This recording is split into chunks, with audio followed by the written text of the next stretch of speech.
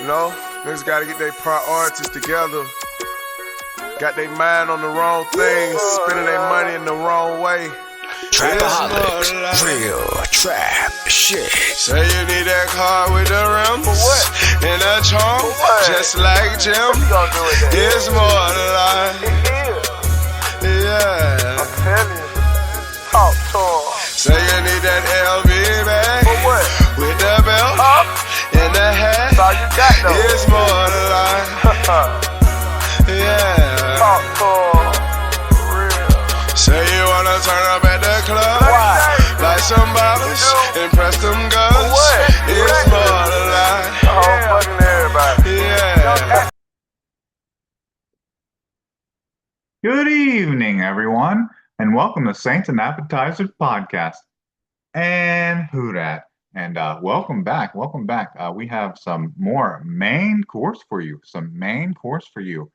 And I'm talking about the Saints Sunday matchup. This past Sunday matchup, it was an evening game against the Atlanta Falcons in the New Orleans Superdome. And yeah, that game definitely didn't turn out the way I'm sure most Who Dat fans thought it might, and definitely a disappointment, disappointing performance after what we saw before the bye week against the Carolina Panthers. I mean, we could have only have hoped and prayed to have a repeat performance of that. And we're talking about a game where the Saints only scored 17 points. So to be surprised that the Saints lost this game or lose any game in this season shouldn't be a real surprise, because they're having a hard time even getting to 20 points at all this season. But yeah, so the Saints played the Atlanta Falcons pretty embarrassingly to the final whistle, and the Saints dropped to 2-9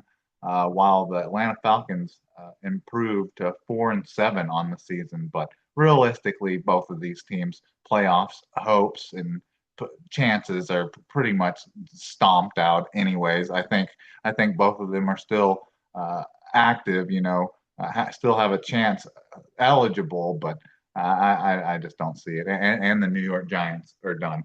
So that's the Saints 24-10 loss to the Atlanta Falcons this past Sunday. We had builded it up as being possibly one of the Saints' Super Bowl opportunities, or definitely, mentioned it about going into the bye week and having all types of good feels. Just on top of it being like the Saints Super Bowl, man, it had been some super good feels beating two division opponents, your heated, dreaded rival in the Atlanta Falcons, like not necessarily 2 weeks in a row, but being able to enjoy some winning football for over 3 weeks. That's why I wasn't too hard on the bye week, because I knew at least I can enjoy this win for like 2 weeks, before I have to, wanted to see what Tyler Shuck had and see what he could do, but definitely didn't want to see this. I didn't want to see this. So definitely, just like previous years, the start of last season, they had the two 50-point blowouts and were so great, and some people were writing it off as nothing, but I took it in as better enjoy this while you can, because it might not be anything. And so that's kind of how I felt. I felt basically the same way about the Panthers game. That yeah, I have faith in the Saints and their chance and their ability to have beaten the Falcons, but I knew that you shouldn't just be hold that completely on merit and think that oh, the Panthers were bad and doing team math, NFL math. So the Panthers beat the Falcons twice, so that means the Saints should beat the Falcons. Of course, that didn't work, and but I was glad that I was able to enjoy the bye win. Coming off of a win, going into the bye week was nice. But anyway, so let's get into some of these stats here and team stats, and then we'll go back over all the hot takes and the MVPs and the picks and scores. But anyways, let's get into this. This is a lot to get into, and it's not real pleasant. It's kind of gross, and I definitely an ugly loss. They have ugly wins, and then they have bad losses, and this was just an ugly loss. But anyways, let's get into it. So can I get a menu And so, first thing, I think a lot of people were excited about going into this game, and some people were a little bummed out about having to wait a week, having to wait a bye week uh, to see Tyler Shuck again. And but from my perspective, I thought it was like perfect timing. Well, so Tyler Shuck has a good games. Now it goes into the bye week with two weeks to prepare. Should be real good feels, I would think. In the locker room, coming off of an impressive, but not an offensively explosive performance against the Panthers, and you'd think, oh well, you see improvement week to week. But that wasn't necessarily what we got in this game. Tyler Shuck, I wouldn't say he was bad in this game, but also would say that there were times where he had like absolutely no time to throw coming from the interior, from both your starting guards, and then Talise Fuaga, who I mentioned had started practicing again during the week last week, but still was listed as questionable, and I was perfectly fine. One of your bookend tackles. If he's not 100% healthy, then don't force him to play. So of course he ended up not playing, which I was okay with that. But having Asim Richards and your two terrible starting guards in there, and even Luke Fortner had a couple high snaps. One that went completely over Taysom Hill's head in a to go situation, and then he had to reach up and grab another one that almost did that. I think before that, and then he did have one that was out of his range. But Tyler Shuck had some Spencer Rattler ish type of numbers, I guess you could say, in this game, just in regards to he threw it a bunch of times, didn't really pick up as much of the amount of yards that you would hope for when throwing it that much, and then just more. If I'm saying Spencer Rattler, I'm thinking more 2024 Spencer Rattler, not with like the turnovers and bad throws or anything like that, but just in regards to sacks. That's something or Spencer Rattler really improved from last year to this year. That he did a lot better avoiding sacks. And this was the first game where Tyler Shuck looked really bad in that regard, but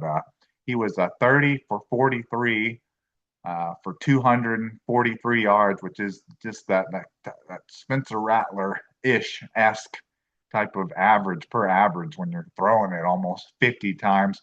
It was just a 5.7 average, no touchdowns, an interception that came kind of at the end of the game on what was either like a third and long or fourth down. So it was just not like a bad interception by Tyler Shuck. It's just a garbage time sack trying to come back in a game. And then it's the 5 sacks that was kind of the worst part on the day for Tyler Shuck.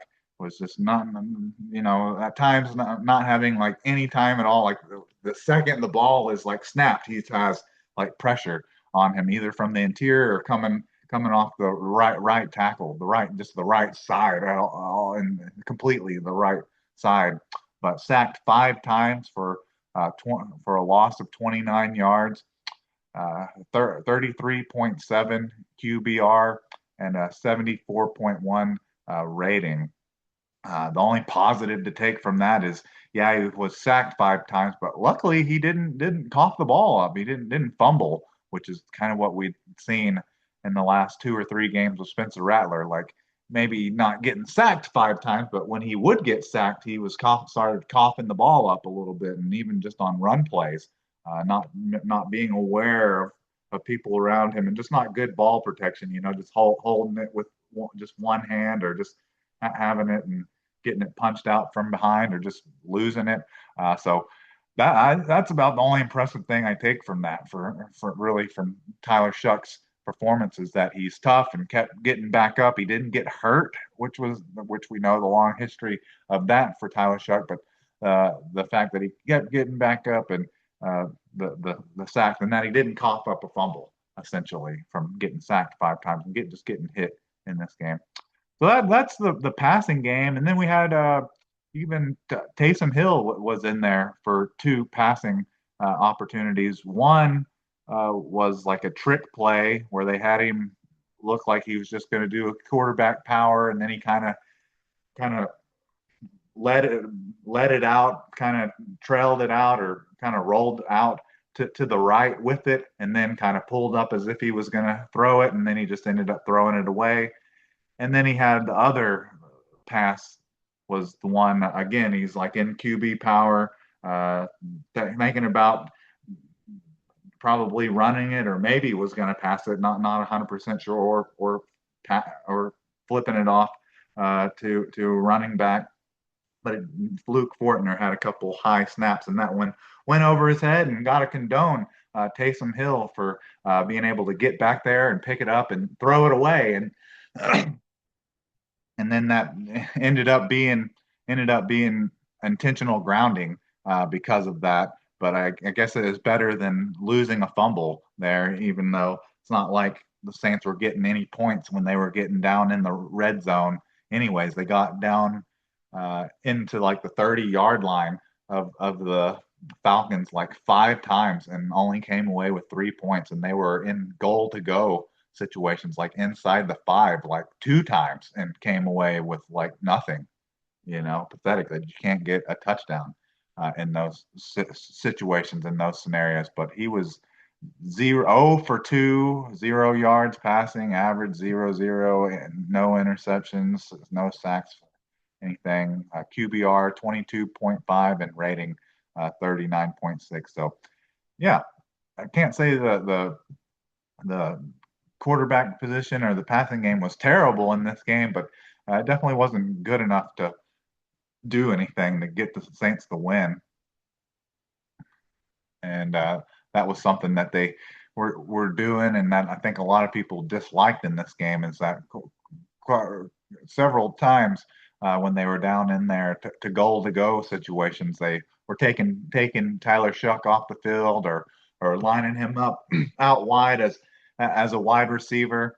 And people love that stuff when it works, and Taysom Hill's known as your like classic all-time Hall of Fame Falcons killer. They love it when that stuff works, but man, people really got to complain when it doesn't work.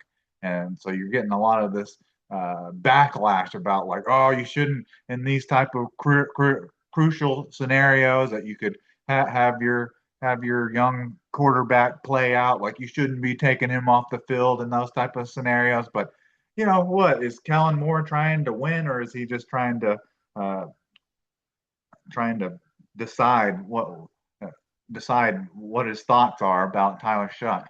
But like I said, people love that when it works. But of course, you got people crying and saying that it was a horrible call, horrible call in that scenario. But like I said, if it works, people love it. But if it doesn't, people hate it. So now you're getting backlash towards Taysom Hill, with people saying he's cut, that he's washed, and that he won't be on the 2026 team, and all that business. But I guess we'll see.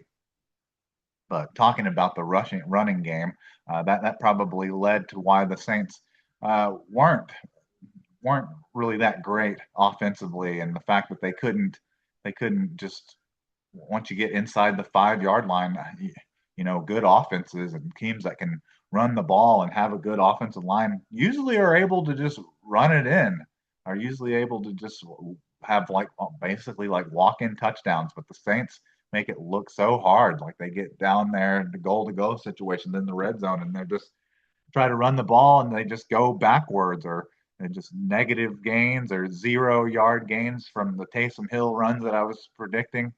But the running game, Tyler Shuck had 7 carries for 22 yards, which is a 3.1 average along of 11. So they were using him a little bit kind of similar in that Spencer Rattler role, with having him as being a mobile quarterback, even though he's 6'5", 230.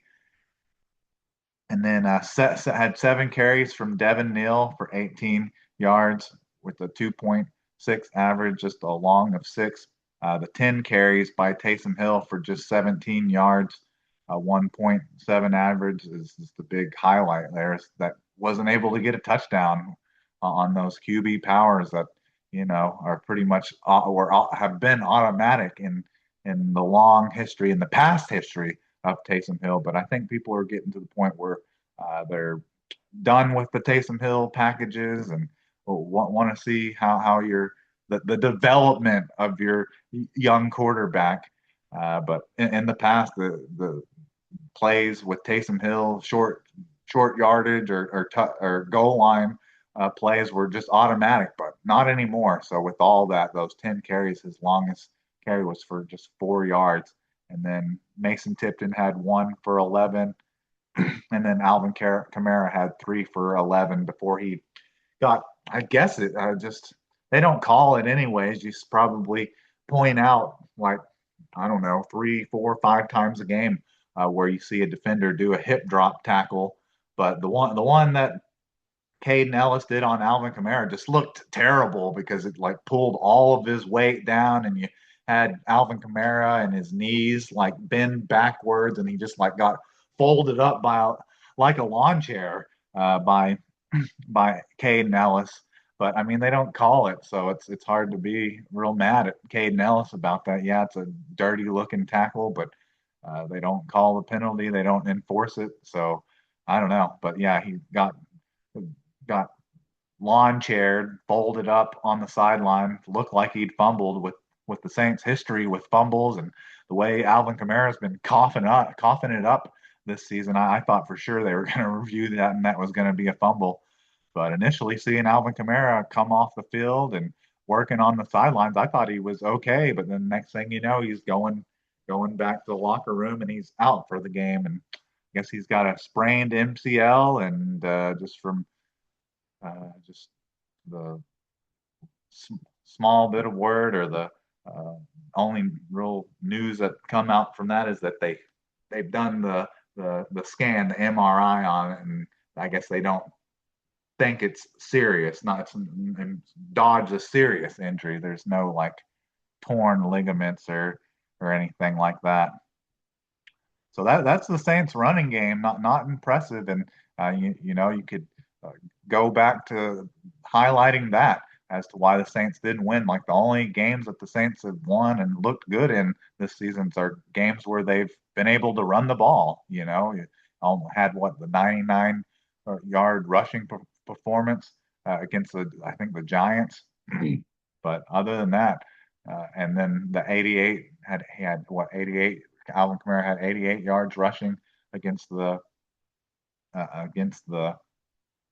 was it? Yeah, against the Panthers 2 weeks ago. But besides that, the Saints have not had a great running game, and kind of goes hand in hand. If the Saints aren't able to rush for at least 100 yards and have at least one rushing touchdown, then there's probably a good chance the Saints aren't going to win the game or look really all that competitive either.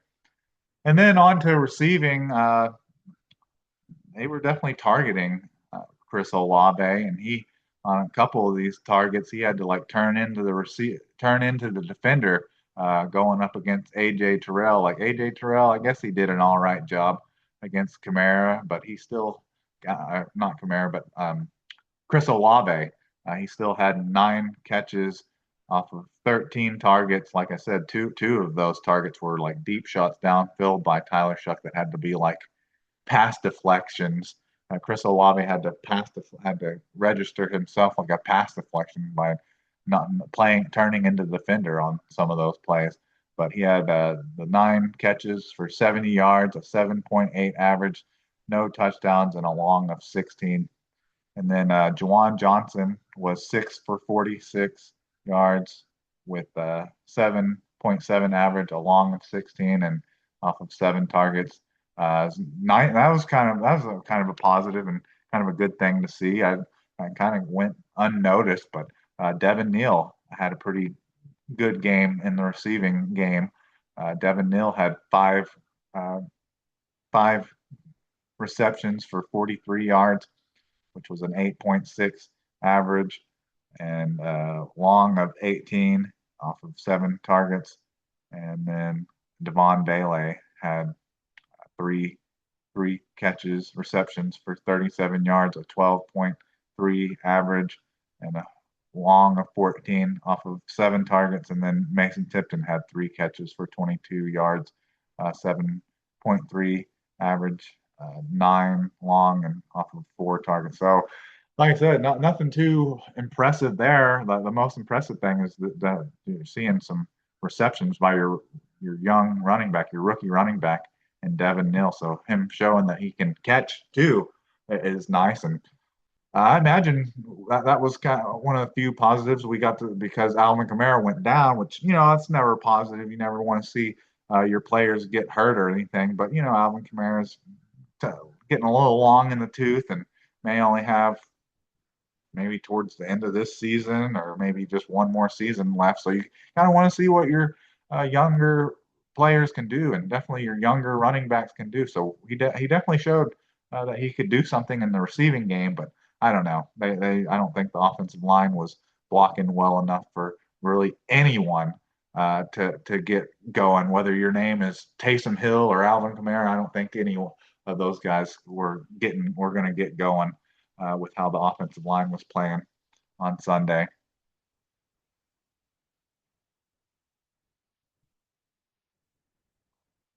And then we have some fumbles here. I guess I tried to say, like, on the 5 sacks that Tyler Shuck did a good job protecting the ball, not fumbling. But I guess on that handoff miscue exchange with Alvin Kamara, before Alvin Kamara went out with the knee injury, they registered that fumble to Tyler Shuck, just a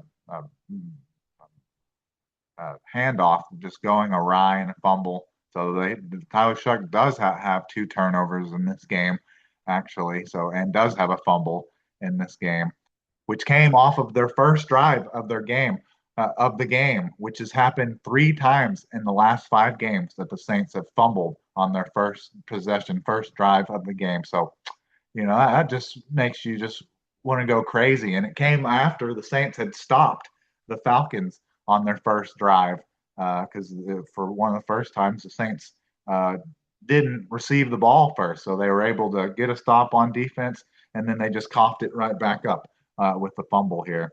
And then Taysom Hill's fumble, which was more of a bad snap that he impressively went back and recovered it, and then was able to throw it away and turned into a intentional grounding. And then for the defense played really good in this game. That's something that's kind of annoying. Well, I say that they played really good. They played really good in the first and in the second, and in the first and in the third quarter. They were really impressive. Only allowed the Falcons to have 3 points in the first quarter, held them to just 3 points in the first quarter, which the Saints have done that all year, where they've allowed 10 or 14 points just like right out of the gates to teams in the first quarter. And then they were just absolutely dominant. The defense was in the third quarter, where the Falcons only possessed the ball like once, and they went 3-and-out, and the Saints had the ball like pretty much the entire third quarter, and were only able to come away. Didn't come away with any points, I don't think. I don't think they came away with any points, even though they possessed the ball for like the entire drive there, the entire quarter there. They weren't able. So yeah, the defense played good, and early on it seemed like they were kind of getting some pressure on on Kirk Cousins, and were able to keep Bijan Robinson and Tyler Algier kind of contained. But you know how that goes. It just finally there's the stick that breaks the camel's back, and they keep hitting you with these swing passes to Bijan Robinson and keep pounding it up the middle. Of course, they're going to eventually break, but at least through the first 3 quarters, the Saints defense was pretty good. But Demario Davis had 11. Your leading tackler, Demario Davis, had 11 total tackles, 6 solo, and then Justin Reed, your only points of the game. Yeah, the Saints scored 10 points, so it's a measly 3 points from our fan favorite, of course, Blake Grupe. We'll go in more about him here in a second. But yeah, Justin Reed had 7 total tackles, 3 solo, a pass deflection, and he had a 49-yard interception return for a touchdown. So yeah, that was kind of your, at least for me, kind of your coming out party for Justin Reed there.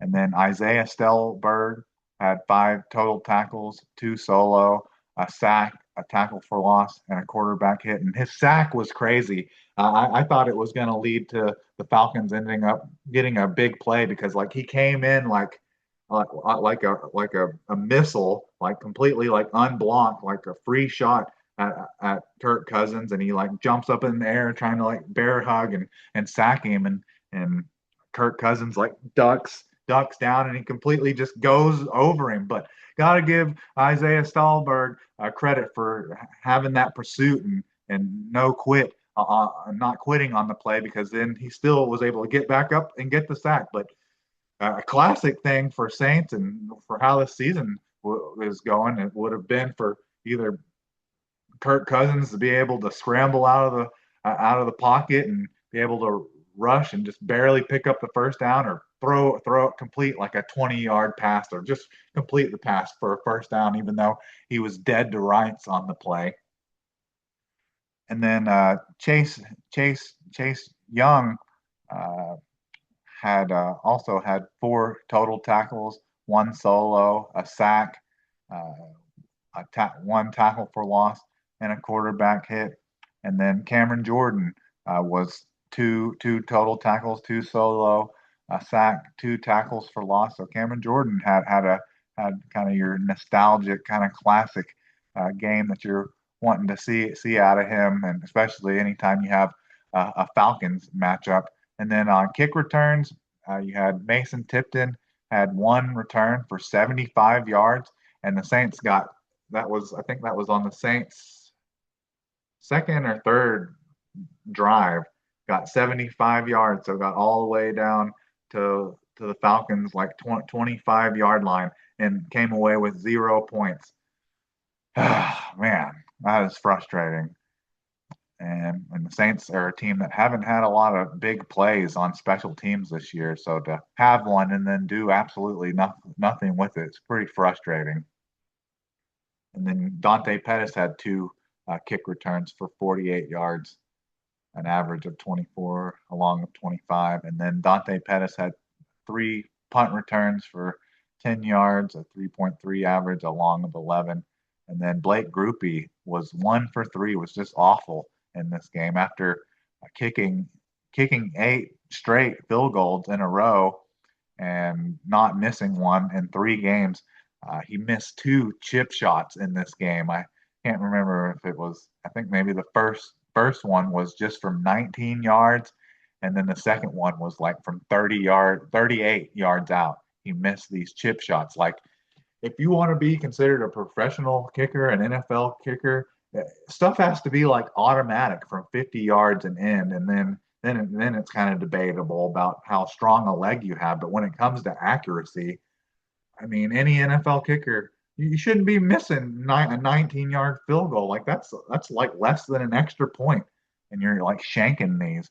And these were field goals that would have kept the Saints in the game, would have kept the Saints the score closer. It could have easily been tied 16-16 if it wouldn't have been for Blake Grupe's missed field goals. And then there were moments in the second half where when the Saints were getting down into the 30-yard, into the red zone and to goal-to-go situations where the Saints could have earlier in the game, could have cut the lead to just a 3-point lead and would have been able to cut it to just a 6-point lead earlier, and make it just a 16-10 lead, and then it would just been a 1-score game. But I don't know. I got to take it into account, I guess, that they were afraid Blake Grupe was just going to miss again. But felt like the Saints, when there was still still a little bit of time left in the third quarter, they were like going for it when they were only down like 6 points. I think that's just kind of how the current state of the NFL is. But I can also see that it was you have to really point to not the confidence that Kellen Moore probably had in Blake Grupe, but frustrating when you can't rely on like should be automatic, should be an automatic 3 points, should have been an automatic 6 points in this game, and who knows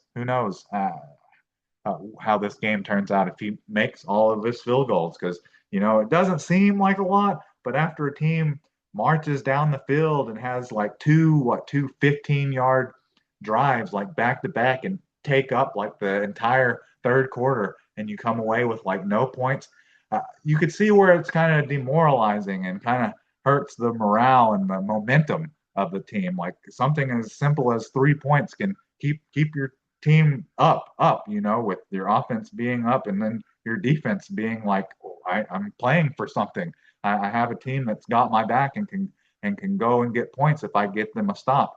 But obviously unreliable with the kicker. And so Blake Grupe, we're talking about Blake Grupe, and he has actually finally been cut.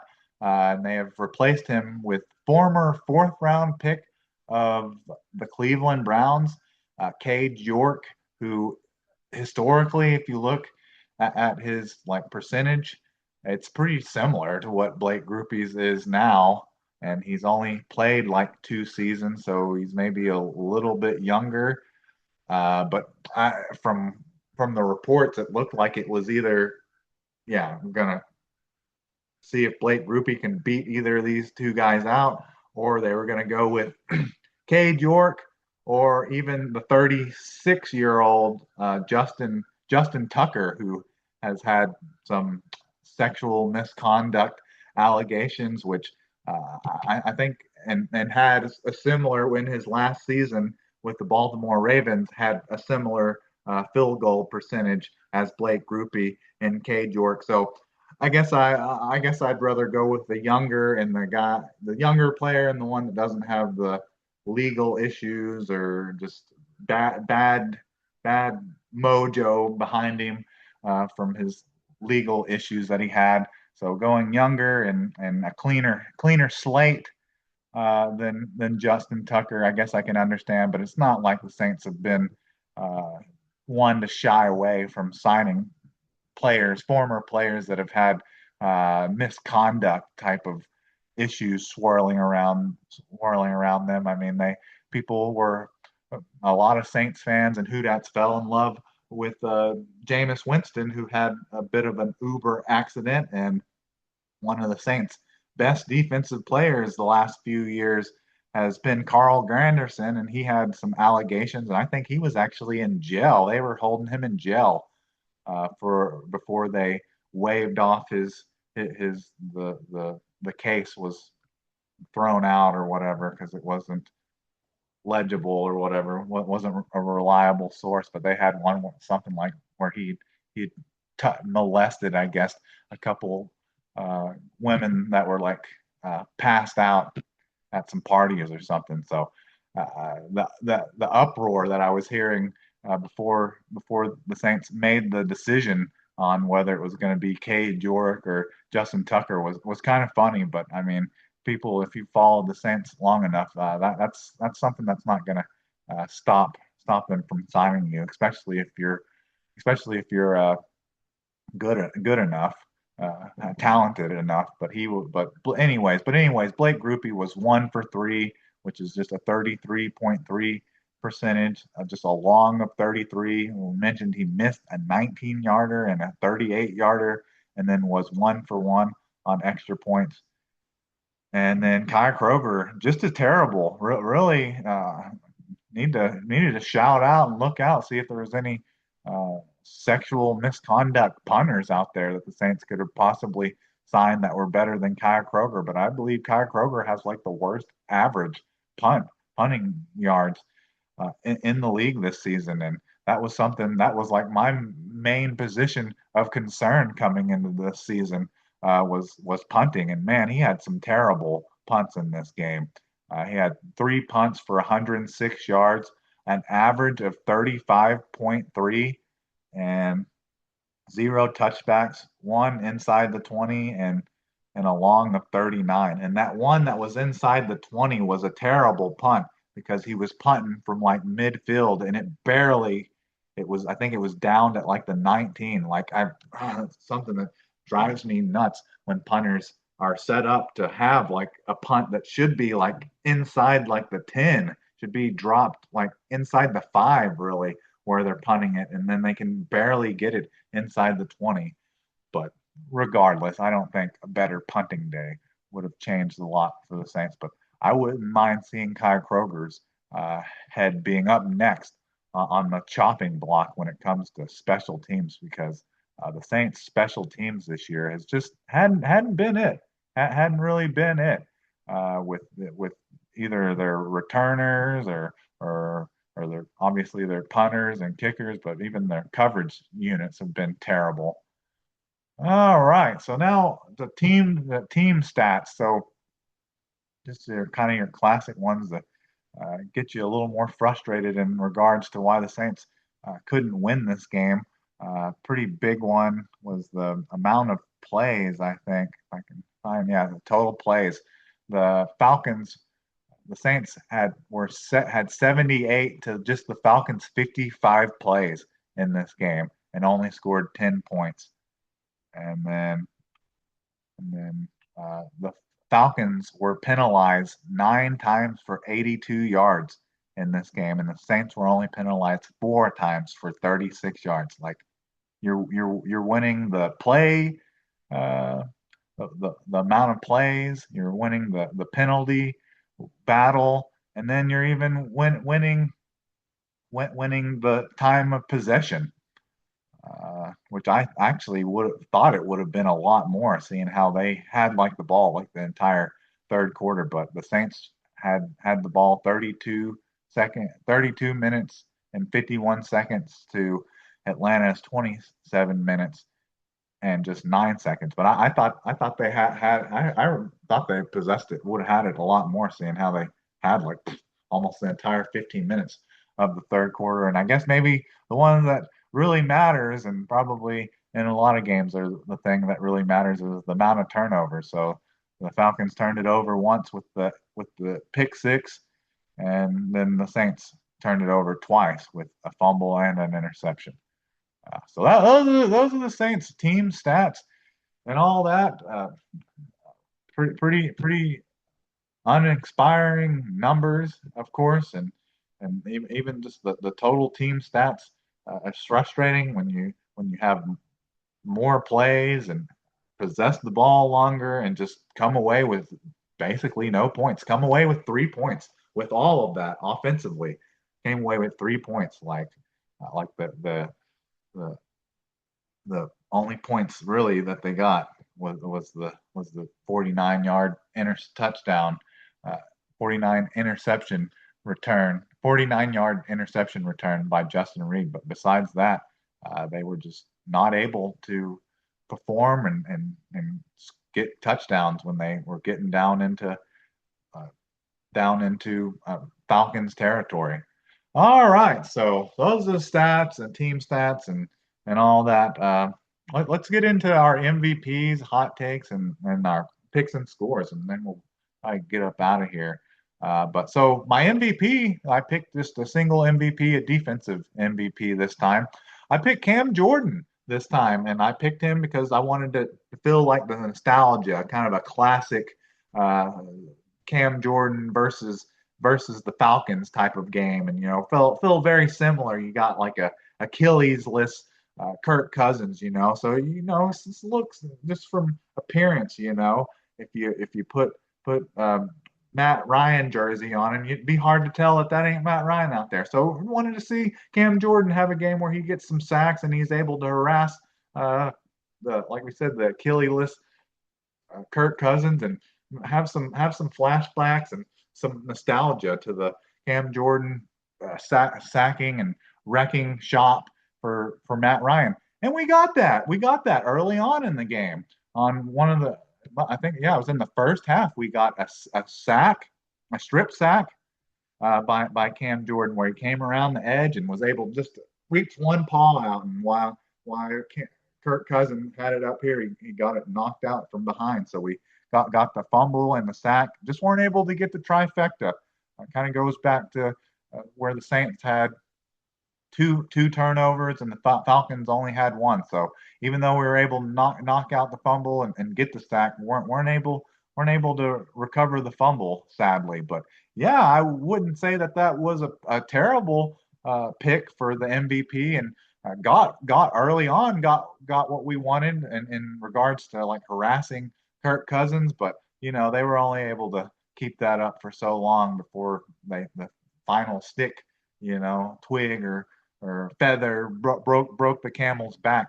But I don't think I can necessarily say that I can give the defensive MVP or the defensive player of the game to Cam Jordan, even though he didn't disappoint. It wasn't a disappointing pick, but I think you have to give it to Justin Reed. Hard not to give him that, seeing how he was the only touchdown of the entire game. So he had the 7 total tackles, 3 solo, a pass deflection, and a 49-yard interception return for a touchdown. So Justin Reed, your defensive MVP. And then offensively, it's kind of hard to really pick anyone. I guess just going off of numbers, I guess you'd give it to Chris Olave. And really, Chris Olave was more impressive as a defender on a couple of Tyler Shuck's deep balls where he actually had to turn into defender and register some pass deflections while playing offense. But he had the best numbers, I guess, of any of your offensive skills players. He had 9 catches off of 13 targets for 70 yards, a 7.8 average, and a long of 16. But I could just as well not give it to anyone, saying no one was the player of the game offensive player of the game. And then Mason Tipton, I feel the worst for maybe here, honestly, because he had a great play and then the Saints weren't able to do anything with it. But Mason Tipton, your special teams player of the game, had the 1 kickoff return for 75 yards, and the Saints did nothing with it. Just ended up missing. I think that was when they ended up missing the 19-yard field goal. So came away with nothing. But I mean, when you have an explosive play like that, and you have all the momentum and hype and energy and juice of a play that brings you down into the opposing team's red zone, and you're not able to. I don't need. I'm be disappointed in situations like that. Just the fact that you're settling for a field goal or annoying, but not and settling for a field goal and not getting the touchdown, but then getting absolutely nothing, missing the field goal. Man, like I said, for all the stat chasers, stats watchers, players fighting for new contracts and things like that, their future. I feel bad for Mason Tipton. Like, yeah, the play is still registered, but easily forgotten because the Saints, it ended up resulting to nothing. So those are your players of the game, and then your hot take. So we're wanting repeat performance from Tyler Shuck, like he almost passed for 300 yards against the Panthers last week. He threw for what, 281 or 282 against the Panthers. So was hoping with a bye week, 2 weeks to prepare for the Falcons. The Falcons on a 5-game losing streak. Half of their teams in the morgue. Assume that maybe Tyler Shuck passes for 300 yards or more in this game, and Bryce Young, the week prior, having thrown a pass for almost 450 yards. So that was my hot take, that the Tyler Shuck would pass for 300 yards, but we didn't end up getting that. And you can't say it wasn't because he didn't have enough attempts, because he passed it 43 times. Let's see. So, yeah, 43 times, but dropped back to pass 48 times, but he was sacked those 5 times.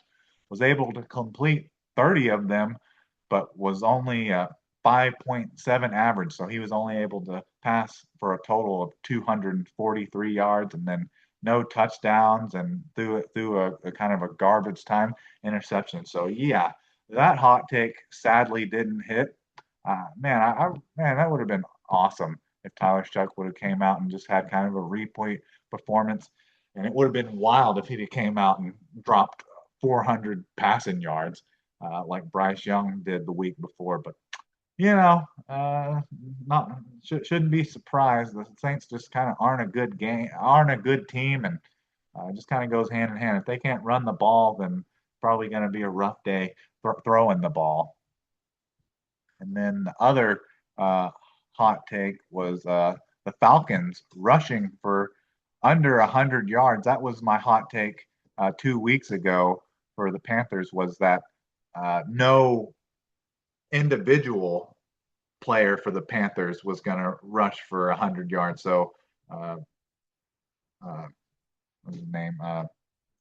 Chuba Hubbard and Rico Dowell, like neither one of them will rush for 100 yards. So yeah, that hit ended up hitting even better than that, because they ended up on a total kept the Panthers for rushing for 100 yards. So I was looking for a repeat performance in that, and can't say they were like extremely far off from getting it, because big chunk of it came like what towards the end of the game, like in the fourth quarter, like a swing pass, almost looked kind of like a screen pass to Bijan Robinson, where he picked up what was it, 2nd and 23 after an intentional grounding on the Falcons and Kirk Cousins, and picked up 32 yards, like had missed tackles by Pete Warner and Jonas Sanker, guys out there, just like those jump cuts by Bijan Robinson, making defenders look like clowns on a 2nd and 23. But yeah, I mean, on a total, the Falcons rushed 29 times for 121 yards, 4.2 average, 0 touchdowns. And then we're talking about the long of 32 by Bijan, but Bijan rushed it for 14 times for 70 yards, average of 5. And then Tyler Algier had 12 carries for 44 yards, which was a 3.7 average. So honestly, can't say the Saints were terrible in stopping the run. So it wasn't far off from that hot take hitting, but it didn't hit well enough for the Saints to win. I think if the Saints were able to keep them under 100 yards rushing, then maybe the score would look a little better. I don't wouldn't maybe expect it to be the different 20, 30 yards to be the difference in this game, but maybe the score is just 17-10 or 24-17, but sadly it's not. So neither hot take really hit. Neither hot take hit. And then MVP kind of was close. Kind of like an honorable mention for the MVP and your defensive player of the game. But of course, you have to give your only touchdown scorer that title in Justin Reed. And then finally on to pick and score. And this is kind of funny because the score is kind of similar to what I picked, but it's just kind of flipped around a little bit. But shouldn't be surprised by this. So I picked the Saints to win 24-17, and then it ended up being the Falcons winning 24-10. But I mean, I'm confusing myself. I'm making a mockery of the information that I've gathered, and just convincing myself that the Saints have turned into some type of offensive juggernaut or something. That's what happened after the Panthers game, and then obviously the bye week, and you're facing your biggest rival.